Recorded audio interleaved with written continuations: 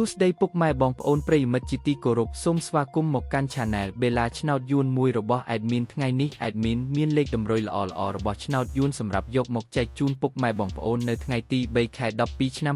2025 នេះ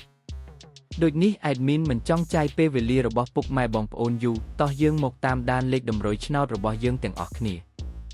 សម្រាប់លេខតម្រុយ2លេខមានលេខ76លេខ93និងចុងក្រោយលេខ24សម្រាប់លេខតម្រុយអូស2លេខមាន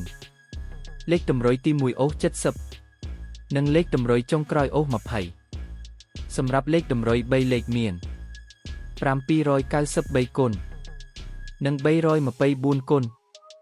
សម្រាប់លេខតម្រុយថ្ងៃនេះ Admin សូមជូនពរឲ្យពុកម៉ែបងប្អូននិងប្រិយមិត្តទាំងឡាយជួបតែសំណាងល្អទាំងអស់គ្នាហេងមានលាភមានជ័យ